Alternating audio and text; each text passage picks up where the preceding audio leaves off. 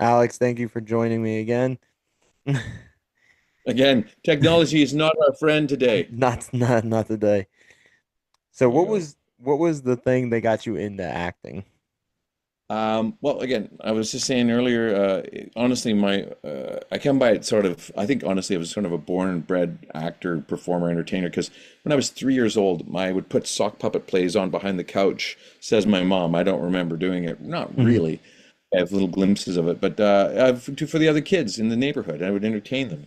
And again, mom took me to all kinds of plays and the movies and stuff. And I remember I went to Fiddler on the Roof, and it was in the gym of the high school I eventually would go to school in. And we're sitting in there, and it's just a blank gym and whatever. And then the lights went down, and Mhm. as the lights slowly sort of come up, you hear this like yeah da da da da da da da da da, and this little silhouette appeared of this little guy on a house in the middle of a gym where there was nothing moments ago, and it was just like magic. I was like, And my mom also did a lot of worked with the local theater companies and did a lot of props and plays. And they did this play called The Royal Hunt of the Sun, and it was all about the Aztecs and the conquistadors. And so our house was filled with like spears and poofy hats with feathers. And anyway, yeah, just it was sort of born and bred into me, I think, and I came by it somewhat naturally. So there you go.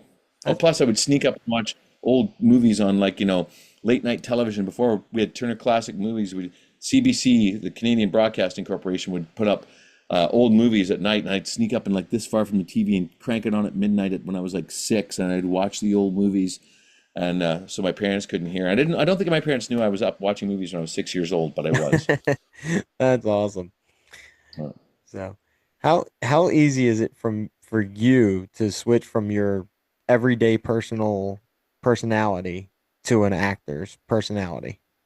well, before I do that, I'm gonna try to fix my hair this morning. It's just been, like insane. You know what? I'll tell you. Someone a long time ago asked me, "How do you get in and out of character?" And that's the thing for me. I guess I'm old school. I'm theater trained, right? I've got a degree in theater and performance and acting from the University of British Columbia. But it's not me. When you see me up on the screen, it's not me, okay? Hmm. Like I've worked too many years and trained to get into character. So you read the script, make notes about your character, what your character says about other people, what your other people say about your character, what do you believe is true, what do you believe is false. You compile all these notes, and then I start like rehearsing and getting into it and researching the character. And I always look at it like it's like driving a car.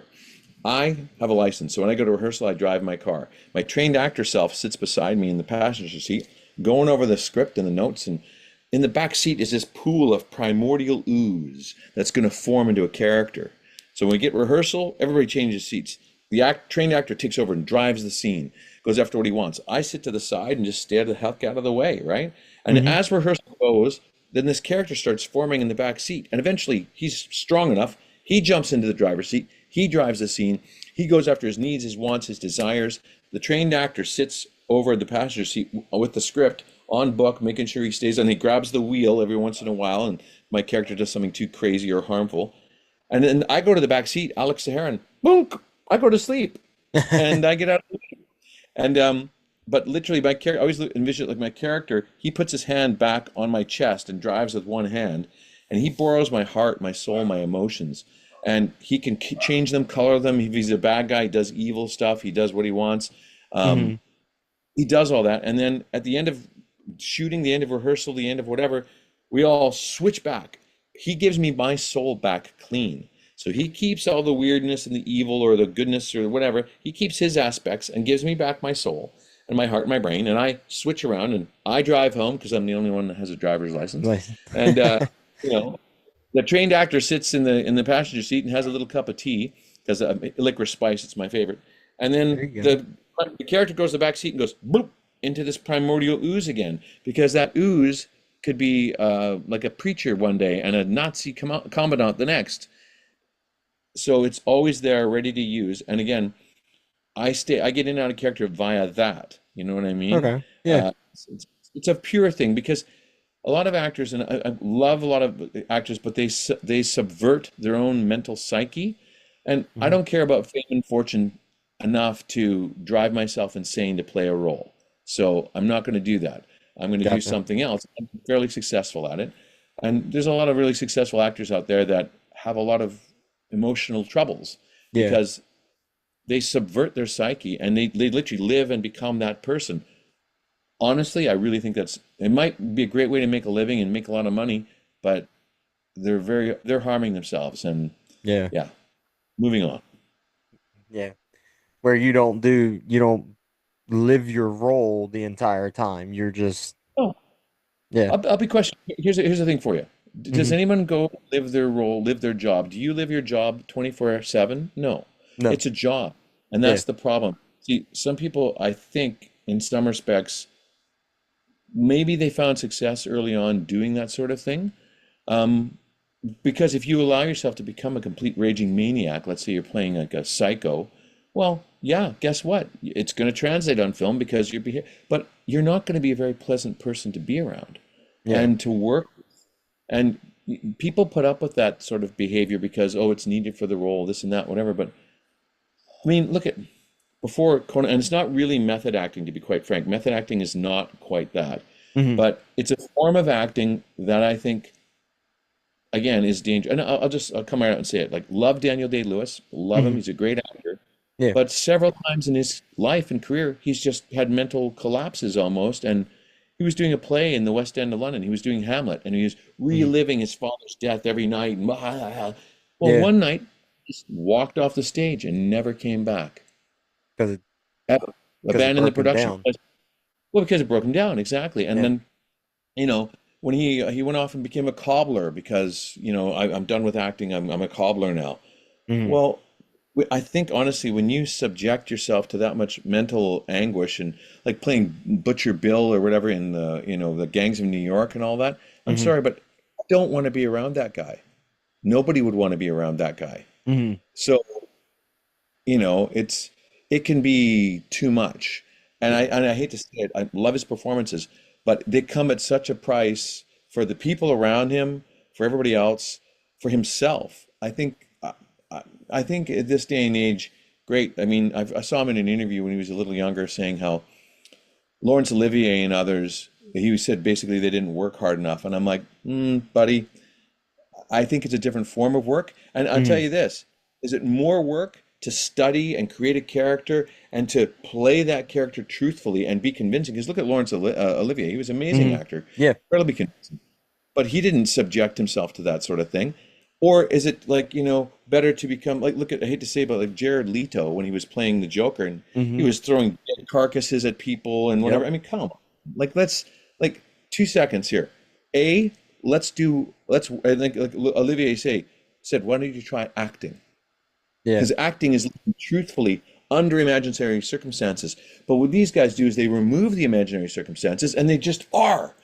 Hmm. Nobody wants to be, I don't know, nobody wants to be with Butcher Bill the entire day. Nobody wants to be with the Joker all the time. Hmm. Like, and yes, I'm not saying, oh, he's saying he's a better actor. I'm not saying I'm a better actor. Look at me. I'm No. in my two-bedroom apartment and I'm not a millionaire or whatever. I'm Hmm. just saying that I don't have the emotional baggage and I haven't paid a price like that because I don't think it's necessary. And Yeah. I think it's dangerous. That's Yeah. my bottom line. I think it's Yeah. dangerous. That's no problem. There you go. So so what was it like when you got the script for Final Destination? What was your thoughts on the franchise and what was your take on it when you got the script for it? Well, I'll be straight up. I'm not influenced by franchise and stuff like that. I just Okay. look at the script, read the script, and see what the story is and what's going on. Honestly, when I read the script, I thought this is great. It was such a good story because I think it can relate to so many people. Like it's Hmm. about bloodline, it's about family and Yeah. familial relationships, and we all have those issues. Like we have, every family's a little dysfunctional and functional, and you know. Yeah. So, and I come from a very functionally dysfunctional Oh, family. family. So, yeah. So when Everybody I can read say that. totally, but that's why the film works so great is because it's so relatable. So many people can say, "Yeah, that's it. Like that's my family," or they identify an aspect of their family within the film.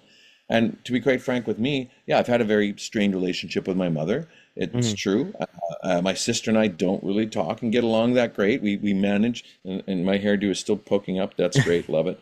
Um, but but we've managed to come to terms over the years, et cetera. And like, I Hmm. love my mom and help her out and take care of her. She's in a care home, and I, take care of all of her stuff and manage her. But it's a strained relationship at times, right? So when I Hmm. looked at the Final Destination, I just loved it. Like, 'cause it was just that was it. All the weirdnesses of family were in there, and it really, for Uncle Howard, my character, Hmm. it. This is the thing about talking about acting or not acting. Was I acting? I don't know because he's basically me, which Yeah. is kind of weird. It was the first time in my life where I've played a character as close to me as possible because, he's trying to get the family going and build the bonds, and he's built this great, backyard with all the trampoline and the games and the bar and the barbecue, and it's a fun time for everyone Yeah. because he's trying to recover like the lost childhood that he never had, right? Hmm. And in some ways, it's similar for me, in some ways. We had a bit of a strange childhood and whatnot. So yeah, Yeah. I, here I am saying method. I'm like, oh, wait a second, I've kind of lived this role, but I lived it already. So I drew upon my experiences and let Howard live through me, and it wasn't much of a stretch. And I really, really related to it. You know what I mean? Yeah. That was like I could when I went and seen it, it was like you couldn't tell like if you were like every when you see actors, you can tell that they're acting or not acting, or you can tell that like if their role is like they're like that fits them or not. We Sure. couldn't tell if it fit you or not because it was just so perfect. It played out to be spectacular, basically, because we've Cool. we watched you in other interviews, we watched you in talking personal, on Right. and other things, and the way you've talked, the way you act, the way you present yourself, that was pretty much the character. Like you just said, you related to him so well that Yeah. you couldn't tell if you were acting per se or that was you because it was Well, related to you. yeah, well, I mean, and if you look at it, you can tell I was acting too because I've literally played the Commandant of Auschwitz, Yeah, and I've literally played an angel. yeah, So if I everything in between, and Howard falls somewhere in between there, you know what I mean? yep, But I yeah, mean, but that's just it. I've done a play. I did a play back when I was in university. I was like 28, and I hmm, played a 55 to 60-year-old Hungarian police officer with a big mustache and blackened hair and gray. Well, um, I went up on stage, and I had friends that came to see the play that didn't know I was in the play, and they watched it, and then years later they said, "Oh, I saw that play." I said, "Well, that was me. I was in there." You were not. They didn't look at the brochure, like the playbill, right? I yeah. said that I was the guy. Oh, And heck this happened yeah. again. Another play I did. I played a character named Sweets, and it was in London, 1958, right? The birth of rock and roll. And we was in South London at this the nightclub, and our singer was Silver Johnny. This guy, Silver Johnny, Wow. was a man. Anyway, and I had this little quirk, and I was doing this all the time. Yeah, yeah, let's go party, right? Yeah. Anyway, I do this. I did it. I was doing a movie, and then I had to do the play over Christmas. I was doing a Hmm. movie just before Christmas. Then I did the play. Then back to the movie after Christmas, and the sound of the boom operator came to see the play during Christmas, and he sees the whole play. And then I came out to do my bow at the end. Well, Hmm. I came out to do my bow, and I just walked out and bowed. And this guy goes, "Holy crap, it's Alex!" And I came out afterwards and I said to, "Hey, buddy, how could you not know it was me?" He says, "You didn't walk like you didn't talk like you didn't act like you." And Yeah. all I had different is I had a costume on, Yep. and I had my hair buzzed up like today, a little 1950 like hair. But see, that's the thing. When you produce a character so well and you live in that character's energy, because all characters walk differently, talk differently, act differently, breathe differently than me. Hmm. And look at I played Lizardman, I played an angel, the devil, literally. Yeah. I played, but that's just it. When you change all that, my job as an actor is to disappear, And then and come I back. go away. Yeah. And then, well, yeah, but I disappear while doing my job, and then later on, I'll come back as me. That's so So there cool. you go. That's so cool how you can just switch up your voice, the way you go from your personality to something else in a matter of like seconds. You can just But I've been be trained to do that. I've been yeah, trained to do that. Mind you, as a yeah, kid, I did it a lot as a kid, made silly voices and stuff. So the training started as a kid, and I moved yeah. forward. But now I do it professionally, or like, in the sense of I can refine it and I can hold it. I don't know if you know the actor Gary Chalk. He Hmm. played Optimus Prime, and he was a Yeah. really good friend of mine. I've done a couple movies with him and produced a movie that he was my father in. But he said this, he's like, when you do a character voice, you come up with a character, like especially for, cartoons animation, you Hmm. better make sure you maintain that voice. And you got to be able to maintain the character for 40, 50, 1,000 episodes, maybe. You don't know. And so that's what he always said, if you do a character with a really rough voice like this, and blah, well, if you blow your voice out and can't record, they will just hire a voice double. Yeah. And And so move on. that's the thing. Yeah, but that's why you train yourself and train your instrument. Like your instrument's your whole body, right? It really is we are a living instrument. From your brain down to your soul, your throat, your voice, your breathing, your diaphragm, your muscles. And if you take good care of that, it'll take good care of you when you work. Yeah. That's awesome. So There you go. when you did your acting or your um when you auditioned for Yeah. your Final Destination, did you do it in person or did you do it remotely? We did it remotely. We're still weren't. They don't do import. The really tragedy of our business now is they don't do in-person auditions very much, if at all. And it's a tragedy. And I mean that sincerely because Hmm. when you get to meet someone face to face, you can feel their energy and get a vibe for it, and they can feel you, and you get to know if you want to work with the guy. And there's not a Hmm. lot of that. Like even you and I talking here, it's fine, it's great, but wouldn't you rather be in studio and chatting live and whatever? Hmm. It adds to something. It's that je ne sais quoi, that unknown Yeah. element. It's the energy between people, which I'm sorry, doesn't come across on the old computer, right? Yeah. Not all, but so I auditioned remotely. My wife helped me film it, and then Zach and Adam, just like I have a little puppy here, and he wants to come in. Give me one sec. Sorry, Yeah. No my problem. little Cooper. Hang on. Come here, Cooper. Come here. Come here, buddy. Come on. Come on. It's okay. There. I have a little puppy, Cooper. He's a little black dachshund. Come here, buddy. Come say hi. Here we go. Come here. Here. This is Cooper. Oh. That's my little Cooper. Hey, Cooper. Oh, hi, buddy. Hello.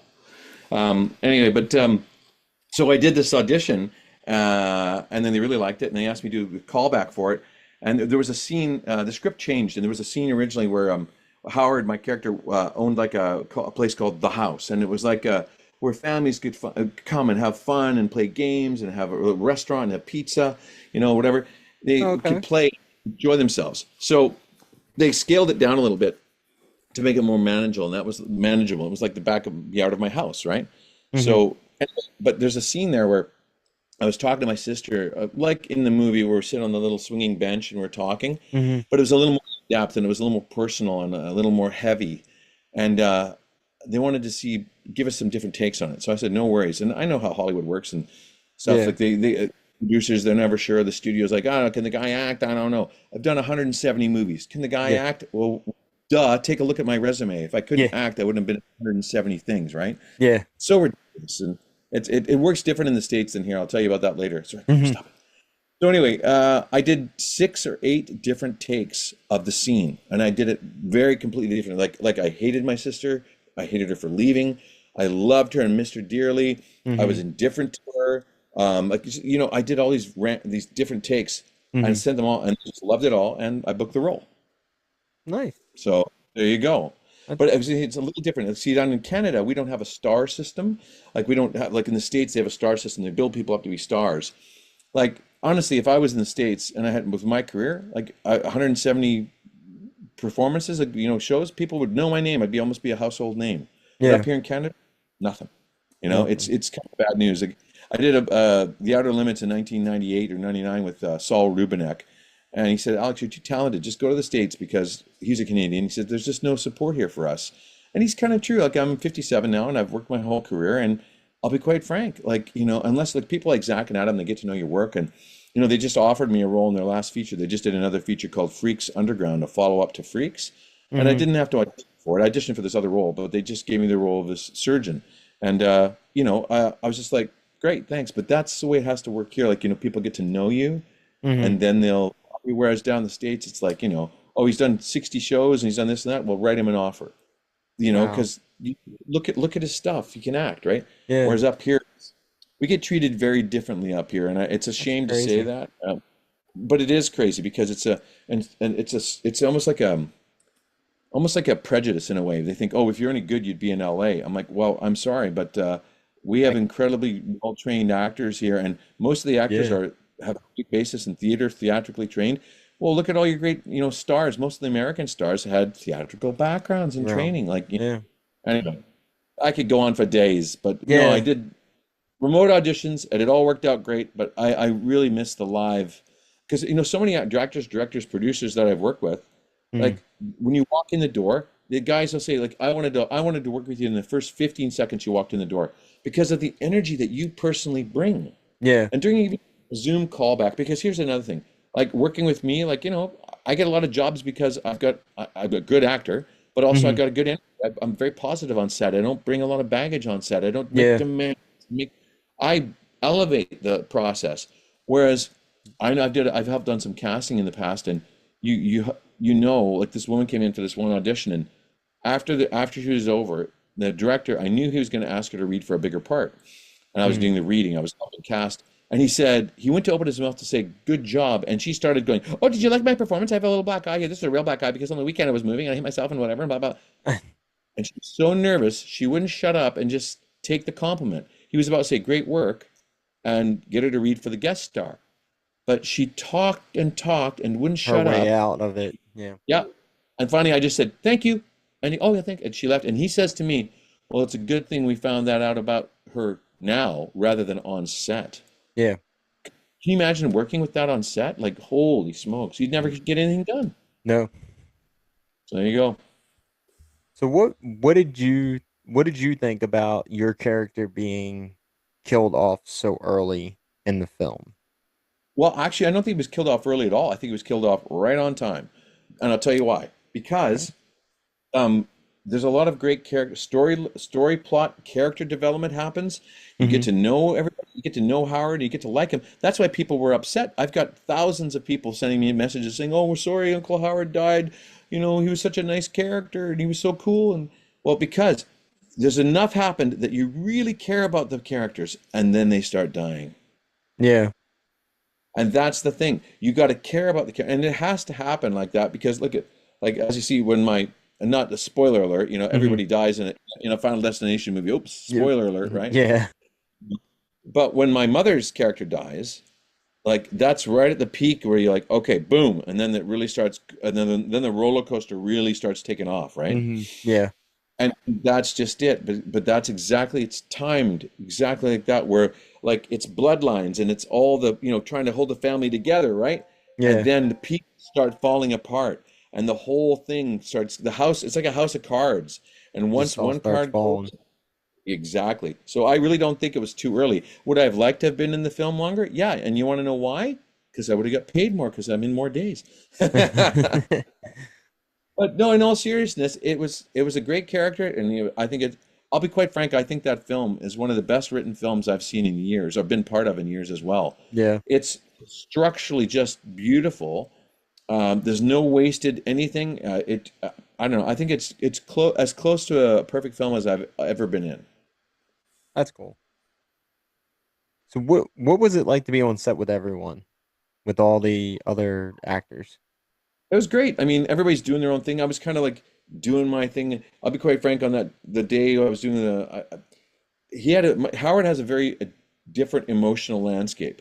He's got a lot of baggage and he's got a lot of stuff going on. And so I was a little quiet on set maybe for the rest of the gang because I had to keep in that mindset a bit. You know what I mean? I talk whatever, but I was sort of keeping to myself a little bit, just because even though Howard's joyous and no family, this and that, he's got a lot of pain behind there, right? Hmm. And talks to Yeah. his sister and whatnot. So it was great being with everybody, Caitlin and Teo and Owen and Anna and Richard. Richard Harmon and I know each other from Vancouver here. He's a Vancouver-based actor, but he played my eldest son. Anyhow, but when you get in there, like everybody was great. There was no jerks in the show. I Hmm. mean this sincerely. Because usually there's one guy or one girl that's not the best or whatever. This show was amazing. There was no jerky attitudes. Everybody was awesome. I just was looking at Teo on as I point to my phone, looking Hmm. at Teo on Instagram today, and he's a drummer and a guitarist and stuff. And I'm like, dude, we should have had you playing in the band, like doing the backyard music for in the scene there, In the like scene, yeah, that would have been yeah. awesome. But yeah, it's great. And this, look at right here, look at this. Here, this is at the end of the production.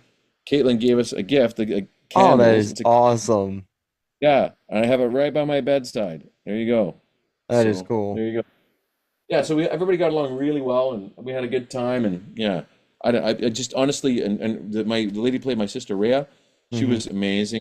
We had a very deep connection, the two of us, and when we did our swing scene a few times, we really hit some deep stuff. And at one point, even one of the producers, Sheila Taylor, when I was talking to Steffi and saying like, look, stay away from our mother, she's bad news. Hmm. She said, I wanted to come over and hug you because a couple times I went really sad and just was in tears and And almost, yeah, yeah. So anyway, but they picked the take they like and it works for the story and away you go. yeah. So, what was it like to work with Tony Todd? Well, I got to tell you frankly, I didn't get to work with him because I'm not in any scenes with him. But Okay. being in him, and I have a deep connect, I'm not deep, I have a long connection to Tony Todd. In like 1993 or so, I hosted three or four. I posted the West Coast premiere of Candyman. Oh, there we go. Yeah. So, and I've watched Tony's work for years, and he's so good. Like, I hate to say, I'm not sounding egotistical, but he disappears like me in a lot of the roles because he's Hmm. so good that, Yeah, he becomes the character, and you don't think, oh, that's the actor Tony Todd. You're watching a character, right? And I consider myself a character actor, a journeyman actor, always learning. So it was great to be in a movie with him. I'll say that because mm, I think he's tremendous. He's one a lot of one of the he's well known, etc. But he was an unsung master of his yeah, craft because he did so much, yeah, so many great roles, and he's known for. And it was just a privilege to be in his final movie, to be quite honest. yeah.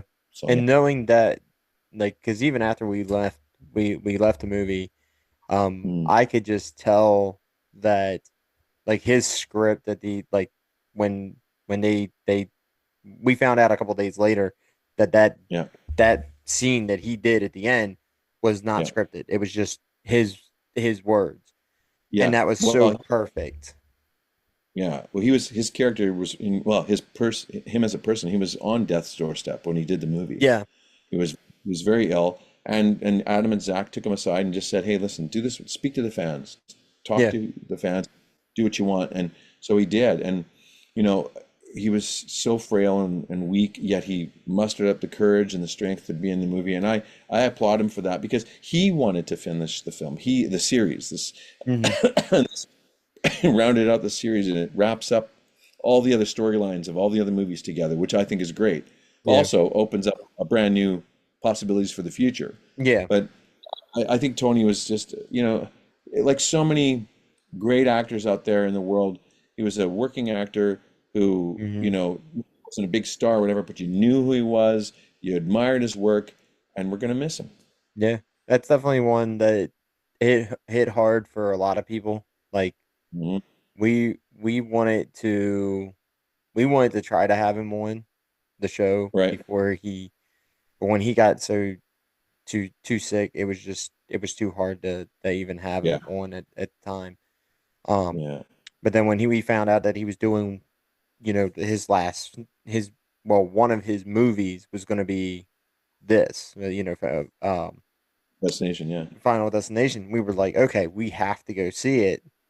And Right. then when we seen it, and you could see it in his body and in his face that he was just very not it he definitely wasn't his self, but he was still trying to Mhm.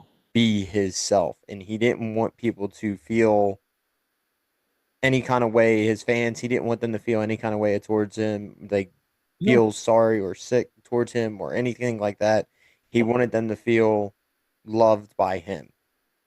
Yeah, and the fact is that the natural end of the film, the natural end of the cycle, like he said, like I don't want to give too much away, but it's like Hmm. now that my iris is gone, it's coming for me, and when I'm gone, the rest of you will go. Go, It's yep, like, well, dude, chilling. Yeah, it was chilling. yeah.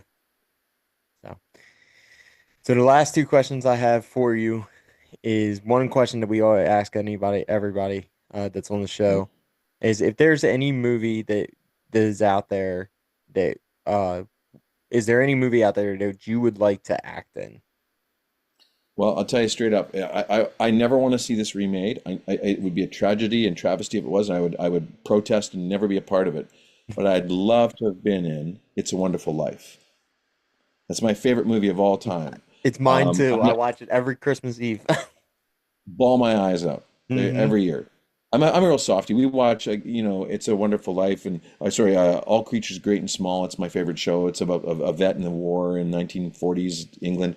I'm a Hmm. softie. I could are born. Oh, I cry. Hmm. Um, so yeah, watching something like that, I would love to do the play version, but now I'm getting so old I'd have to play Clarence the Angel, so all the white beard. Yeah. So, but I really love that. It just because I think that movie can speak to every single human being on the planet. It's all about like, who do you live for, yourself, your family, dreams, etc. True to yourself, be true to others. Like it's a quintessentially, I think it's the one film that everybody should watch, and that way you have a measure of steering your life, going, okay, I may not be doing exactly what I want, but I am helping my family, I'm helping my friends, I'm helping my community. And what do you get out of that? Like, look at, he didn't acknowledge the richness of his life till it was over, right? Hmm. And just because you didn't achieve all the dreams you wanted doesn't mean that you're a failure. He said, no man is a failure who has friends. And you realize, I'm getting choked up even talking about it, Yeah. but you realize when he, at his end there, the entire town is behind him. Yeah. They come and they support him in his hour of need because he would give the shirt off his back to anybody else. Anybody. Yep. So the last question I have for you is would would you ever be a director to a film or would you just stay acting? Well, I actually, funny question. I went in to go into directing and then stayed in acting. At UBC, I qualified to go in the film program. I qualified for the acting program, and I was offered a position in the tech theater program based on the work I'd Oh done that wow. year. Okay. Yep. I think I'm the only person that's ever done that.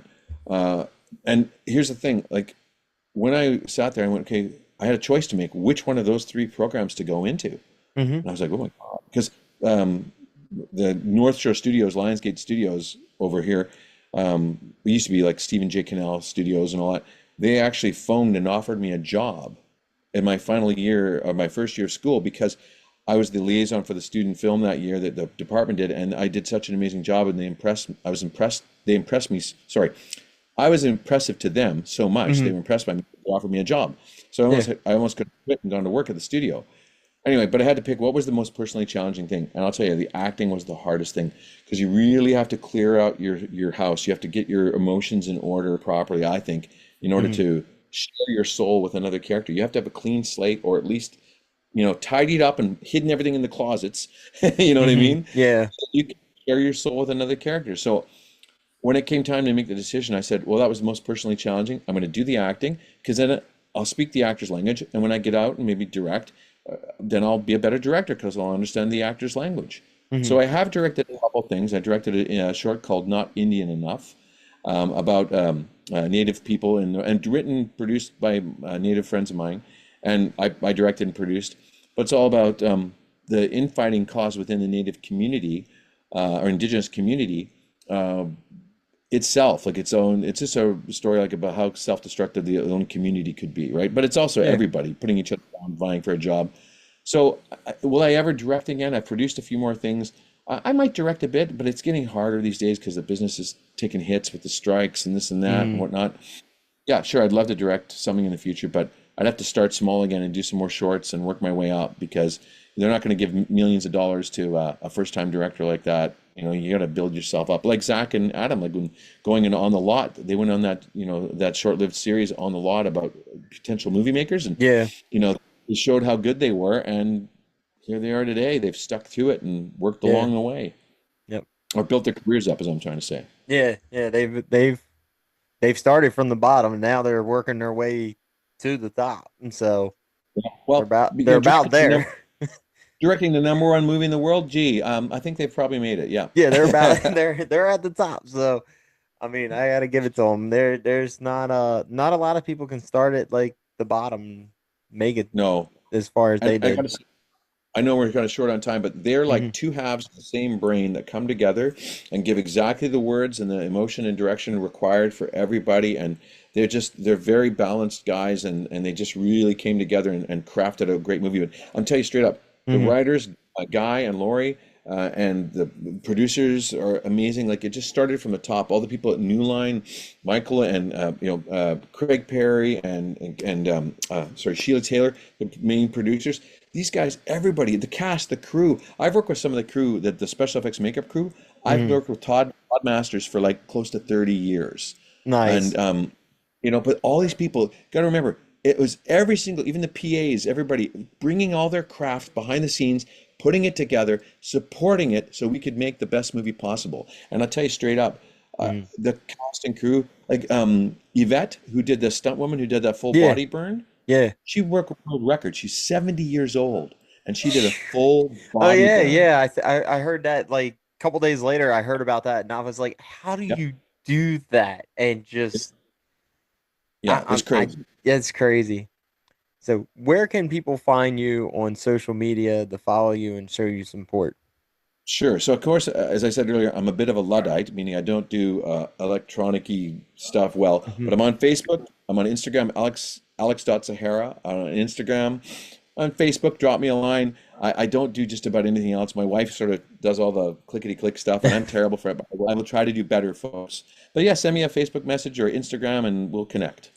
All right, people go over and show him support, show Alex some support and love, and Oh, yeah, and I got School Spirits coming up. I'm shooting. I play Principal Hartman in the TV show School Spirits. It's on Paramount Plus, starring Peyton List and Milo Manheim and others. Come nice, check it out. I played Principal Hartman for 2 seasons. We start again July 21st for the third season. nice. That's awesome. All right, Cheers. thank you.